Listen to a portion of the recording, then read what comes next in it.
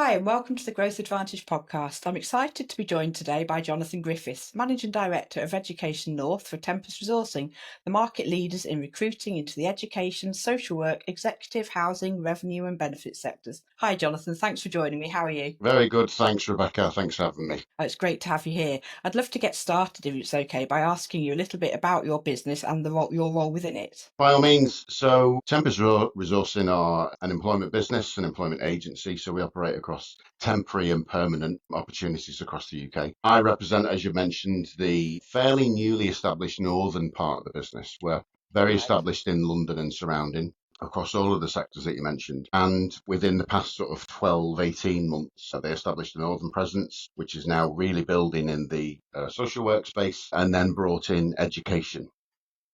Right. And we support in schools and academies, multi-academy trusts, and in the supply chain as well for a number of large managed service providers across the northwest and now establishing into the east of England. Great, fantastic. And obviously, like you say, there's a focus there on the education sector and obviously the other sectors that we mentioned as well. Is that always, Tempest always focus on those areas, or have the markets expanded over recent years? I think the markets have expanded over the years. I think originally the original directors were involved in the social workspace, an area that's Right. always been in high demand since I've been aware of that space. And then through sort of addition of new people and additional experience that you bring into the business, gradually started to expand, offering more across that public sector space. And what, if anything, makes Tempest approach to recruitment unique in the market? It's interesting because I was kind of looking at this, and a lot of people see agencies as agencies, and I've worked with and alongside and for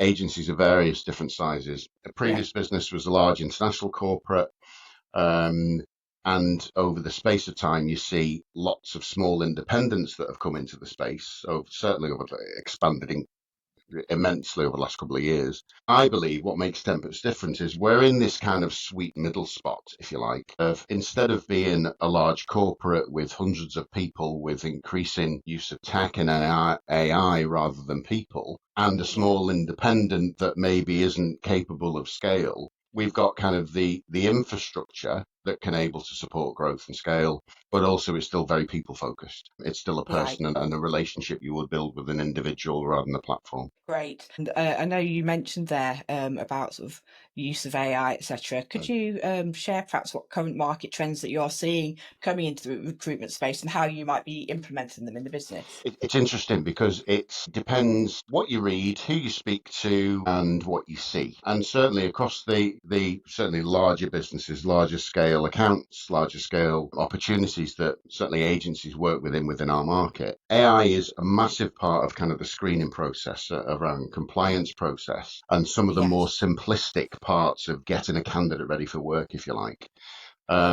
Tempest, I would say, is fairly new to that kind of AI space. You know, we've got screening tools Right. that we use at the minute that will continue to evolve. But going back to what I was saying about that kind of sweet spot in the middle, it's AI supporting individuals rather than AI being the Right. face of a business. Yes, of And course. that I think is the key, especially within the markets that we operate and the clients that we work with. They want to deal with a person that is supported by tech rather than led by tech. Yes. On that same vein, Mm, what other technologies are you seeing coming on? Is it affecting sort of? I know you said you're using it in one way, but are you yeah. using any other technologies that are making business easier at the moment? I think as I said, we're still fairly new into that AI space, and I think I've been Yeah. majorly exposed across the education and social work business that I work alongside in the north. But it's definitely around that kind of speed of clearance, speed Right. of getting candidates compliant that we're trying to use to uh, push more candidates more quickly through the system, so you can give them a good candidate experience, which is just as important as a client experience, to get them through quickly. And are there any challenging issues being faced by the recruitment sector currently that you're noticing?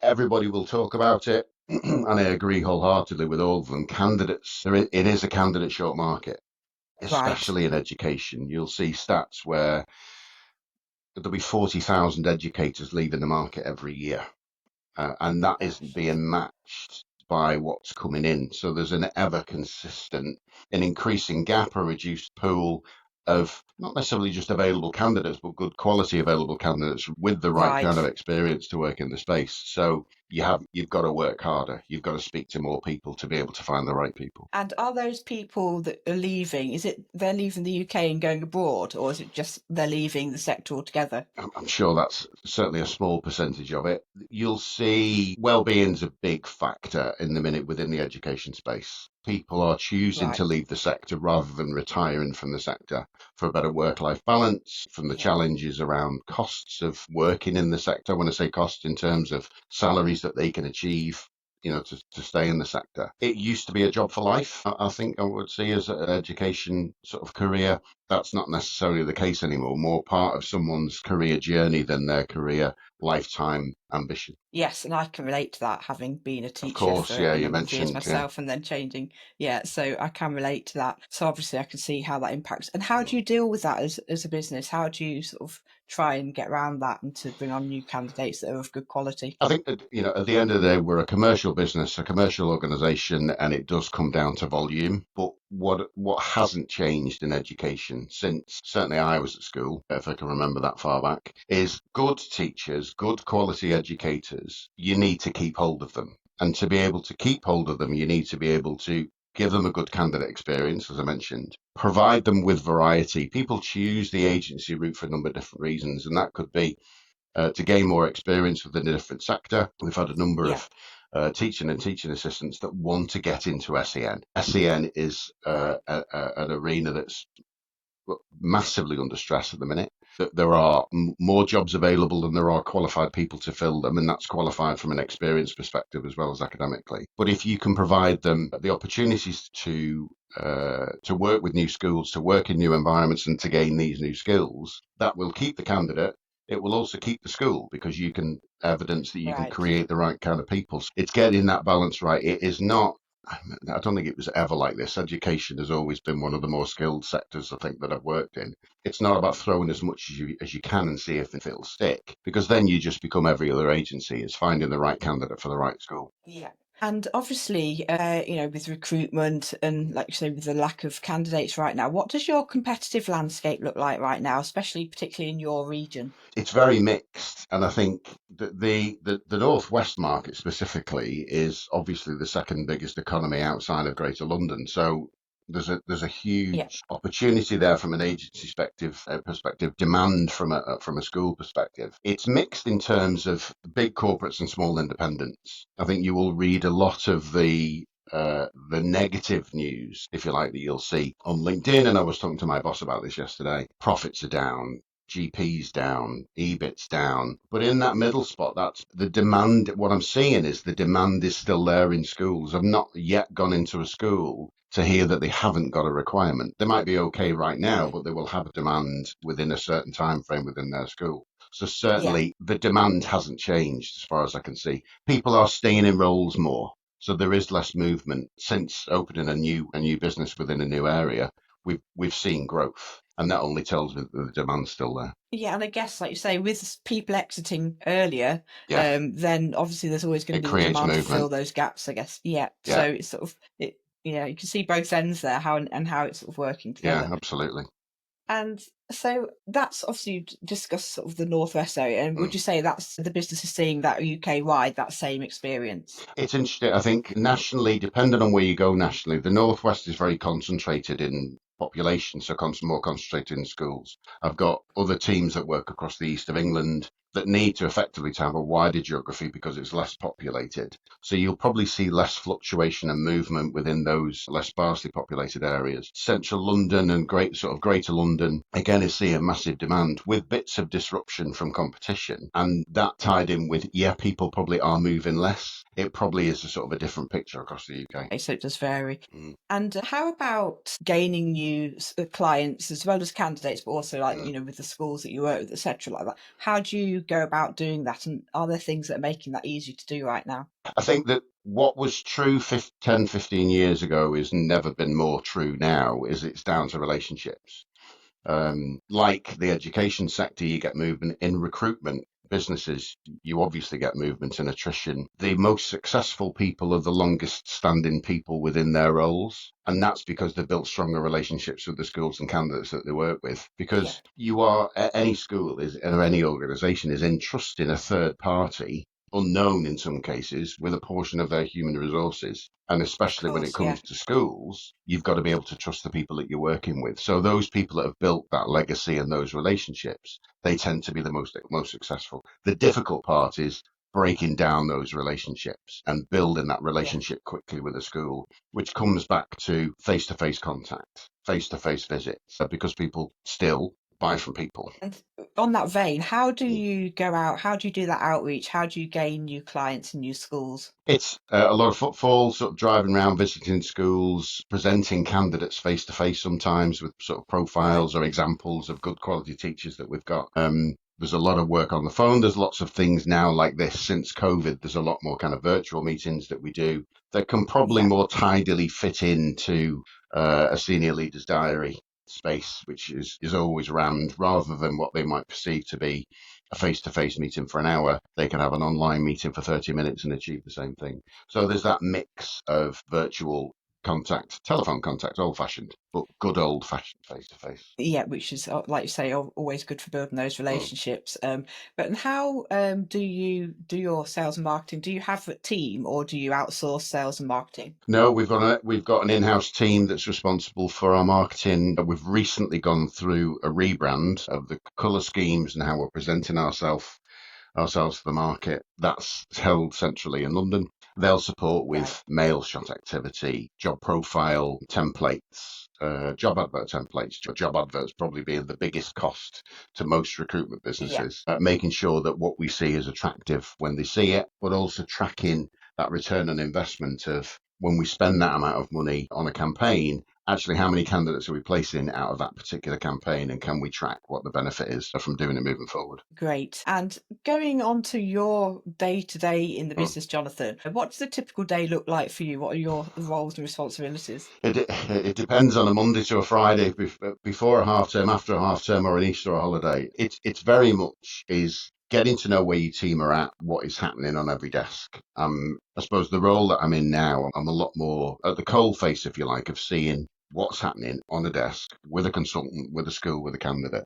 So I'm able to look at the kind of the real detail and activities that are going into every desk. So having those catch up Yeah. meetings, making sure people are planned for the week of when are they going to see the schools, how many registrations they've got booked in for that week, tracking that progress through the week, and a Friday, how have we done, how have we got on. A kind of a warm up on a Monday and a warm down on a Friday, if you like. Right. And what are the most important metrics right for you right now for your growth of the business? It's fairly basic with where we're at the minute, and that is feet on the street, people on the phone, and good quality conversations with candidates and schools. You can't do a tick box with a candidate in the same way you can't do that with a school. You've got to know the kind of infinite detail or infinitesimal detail of what happens within a school to make sure that a candidate is going to be the right fit.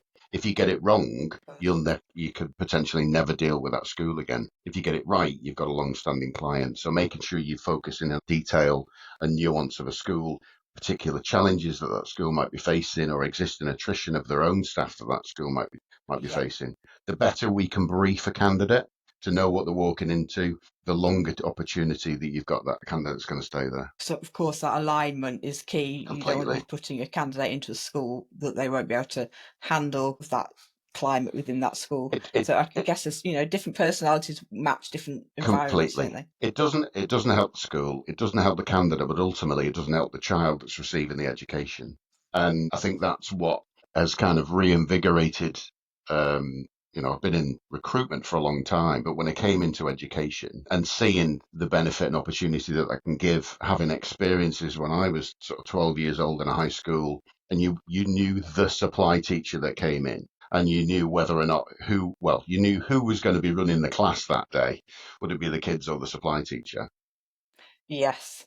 And you will have experienced lots of different challenges when you're in education. You get it right, it can be very successful, but the people who are truly impacted are the child sat at the desk. Of course, and I used to be an advanced skills teacher, and I used to Right. have to go out once a week to work around schools where they had not always newly qualified teachers, but fairly new teachers who were struggling with classroom Yeah, management and discipline.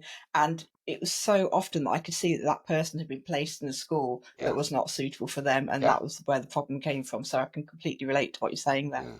And looking forward for the business now, what would you say are the main business goals for, firstly, say, the next 6 to 12 months? I think 6 to 12, I'm still within that kind of team building process. So I only joined Tempest in late January and had a couple of people within an inherited team. Some of those people I'm pleased to say are still here, but we're now building experience into that team. So people who've got that Right. understanding of the recruitment market, not necessarily having to understand education, but understand the parameters within it, understand the necessity to get it right. If you get it wrong, it can be catastrophic. But if you get it, you can get it right and do it and get it right consistently, then you'll have a great career. You'll earn a decent lifestyle, and ultimately you'll build a portfolio of schools that will keep wanting to deal with you. So we are looking at where now we've got established members of the team that are experienced. We can now look at building in, bringing in trainees into that arena that will learn from them, Right. and that's Great. so we're still in that kind of forming stage of building the team at the minute. Sure. So, what would be your longer term vision for the business, say the next 2 to 3 years, once those teams are established? I think 2 to 3, because I've got knowledge and understanding of the size of the opportunity, is making inroads into that opportunity. It is a huge Yeah. marketplace with massive competition. Schools will always have demand. School funding will always be a challenge, but I think school funding will always be there in some form, and it's up to the business managers and senior leaders to sort of decide how those funds are spent. But schools will always be, certainly for the foreseeable future, have a requirement for staff. And I think, because I don't see that changing, we need to find our place in the pecking order within that market. And there's definitely a place for us to establish ourselves in the local and northern regional market. Of course. And what would you say matters more than anything else to you in your business right now? The team, full stop. It's the team. It is Yeah. that celebrating together, commiserating together, supporting each other when it's tough, celebrating together when it's good. The biggest, and after the best part of 30 years, I still get pleasure out of recruitment, but the pleasure I get from recruitment is seeing the team, building the team, seeing the team develop and watching the team be successful. And you've got to be very, very resilient in this sector, because you do get knocks, you do get let down. Yeah. We're dealing with human beings, the most fulfilling, unreliable, challenging, frustrating, rewarding. Every day is like that. Yes. But when you get the art right of finding the right person and putting them in the right school, then the reward you get is unparalleled, I think. Of course, like you say, if you are building that team and have that ethos installed into the Yeah, business, then that usually will give you sort of higher quality results yeah, as well, and totally. create that value based driven business. What would be the one thing that might make your life easier in your business right now? Great question. It's never easy. I think if you were handed a portfolio of good candidates and you were handed a highly performing team, that would be the easiest thing in the world. But in reality, that will Yeah. never happen. I think the ease comes with time. The ease comes with establishing yourself in a business and the desk that you work on in an area. So there is a bit of a time aspect to it. AI will Yeah. play a factor in terms of new tech that we can bring in that will speed up the process for candidates. But certainly from what I've seen at the minute, that is AI to support an individual rather than a faceless platform. Yes. I don't think, certainly during my career of what's left, I don't think we'll see just a click button exercise as a norm for all schools across the UK. Yeah, because like you say, you've got to match the right personalities, the right Yeah, profile person to the right kind of environment in the school, and you can't do that as a just a complete sort of click exercise. So I totally understand yeah. where you're coming from with that. What obviously I know it's early days with you coming on board in January, but what have you tried so far to work towards your business goals? I think you see this a lot in, certainly in recruitment, and certainly I've seen it in education recruitment, where it's an open book in terms of clients. You've not really got to go and find who the clients are, because everybody knows schools. It's very easy to find on Yeah. the internet every single school in the UK. It can be quite overwhelming to see that volume, and they will all have a requirement, and you will go out from Newcastle and Gateshead and Liverpool and have one desk and try and fill there and everything in between. I think the key Right. thing I've tried to do is focus in on a market, pick a location, cover that market, saturate that market, Right. know the bus routes, the train routes, the challenges around traffic first thing in the morning, so you can brief your candidates, find out that school, does it have a car park? How far have you got to walk? Is it on a bus route? The better you know a specific location, the better you can support your candidate and your client. Right. Okay. So you really do that in-depth level of research for your candidates so that once you're bringing people on board in those areas, you've got a complete understanding of those areas. And Yeah, that's really interesting to hear that you go to that level of detail. you've got to know. I think nobody can be an expert in every region of the UK, but you can be an expert in a locality. And you don't need to be from that locality, but you've got to invest time, spend time getting to know the Yeah. school, what works well, their catchment area of children, their catchment area of teachers. Because the less disruptors that you can present to a school of a cover teacher that will have to travel 30, could be an hour late for a school because of traffic through no fault of their own, Yes. but the more local you can get is obviously always going to be better. Of course, definitely. And what's the biggest frustration you face right now in your business, and what are the implications of not solving that problem? The biggest challenge sometimes is, I suppose, when schools have had a bad experience, and I don't necessarily, touch wood, that may happen at some point in the future where there's a negative experience that a school has. Yeah.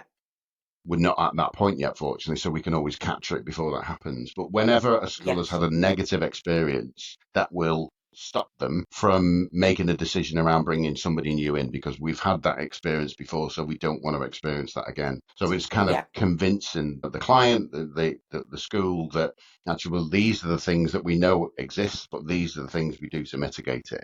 And once you can again build that credibility and trust within the school and you get that opportunity, then you'll get the win. But certainly, if you can take away the human aspect of what we do, that would be amazing. But I wouldn't want my children being taught by robots. No, definitely, totally agree with you there. And if you had unlimited resources, what would you change or implement first into your business? Because of the volume, you'd obviously want just one person that their sole responsibility was taking a candidate journey through from advertising, getting hold of them, screening them, getting them compliant, and getting them ready for work to present them to the consultant at the end of the day. I think because there's so many different moving parts in that candidate journey, you need more people involved in that, and you need different tech involved in that. So I think it would be scale. It would be, we can go right across the UK from a base in Manchester and look at different avenues and areas that we can get good quality educators from. And that could be internationally, but that could be also being more effective at getting more market share across the UK. Right. And do you find that you do recruit quite a lot internationally? Not currently. So it is something. I worked for a business that it almost worked the other way, really, that we were placing UK qualified teachers abroad, and I've worked with bringing candidates over from Canada, over from Australia. The UK is a very different market. And whilst there is compatibility, there are also different challenges that you experience in a UK school. Normally around behaviour. Right. It's schools in the UK can be challenging by the nature. So you've got to have again that certain kind of experience and resilience to be successful within a school like that. But yeah, Right. some experience, but not at this stage of where I'm at in Tempest now. Not a huge level, I see. And talking about Tempest in general now, what initiatives has the business implemented that have had the biggest impact across the recruitment sector in education as a whole, would you say? I think what kind of links into what we were saying before about what we're trying to do moving forward. We have a South Africa team now that is part of Okay. the Tempest business. So rather than it being an outsourced business, it is within the group.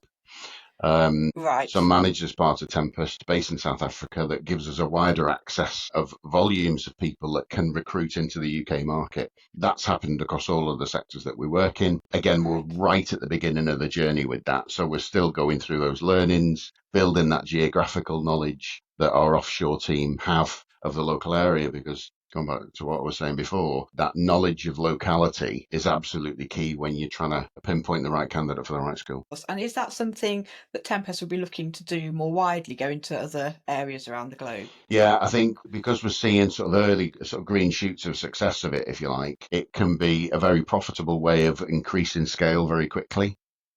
Right. So once we go through the processes that we're going through now, you've got that template then that you can build on. So when you get it right there, then you can start to, in much of the same way we're doing in Manchester, you get the good quality core people, successful people Yeah. motoring, and then it's easy to recruit into a successful team.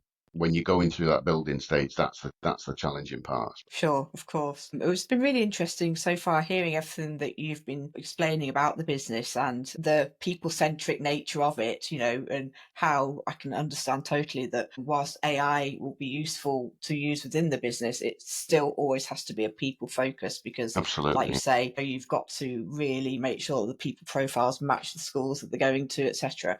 Before we wrap up, is there anything else that you'd like to share about your business, where people can find you, any events that you've got coming up, or anything else at all? We're in the process of building a bit of a diary or diary events for the coming 6 months that we're looking at. Right. There's a number of different things. We've actually got a lady called Kerry Munden, who's a former educator, qualified teacher that supports our educators before they go on to site if need be, supports them with Yeah. interview prep. A lot of the people that we work with on the candidate side haven't had to do the interview process for quite some time or are completely new to it as an ECT. And I'm sure you Right. Yeah. remember how daunting that was at the very beginning. Yes. But having a qualified teacher that works and her sole responsibility is to support the candidate to get that opportunity. That's one of the things that we're looking for Kerry to get involved in some talks and sort of job fair meets and training sessions, which she supports on all the CPD for all the candidates. We are based, I'm currently in the dungeon of the building in Flintglass Wharf in Manchester and Ancoats. And again, schools within a stone's throw of the office that we're not yet dealing Right. with because we're getting into the supply chain with them. So we're still very much building. But certainly that sweet spot of having the opportunity of scale and the capacity to scale while still being able to deal with an individual on a day-to-day basis and on a face-to-face each week. That's what we're here for schools and academies. Fantastic. Well, thank you ever so much today for Likewise. telling us all about the business, Jonathan. It's been great to hear about it, and we wish you all the best for the future. Thanks, Rebecca. Good to see you. And you. Thanks, Jonathan. Bye-bye. Bye. Bye.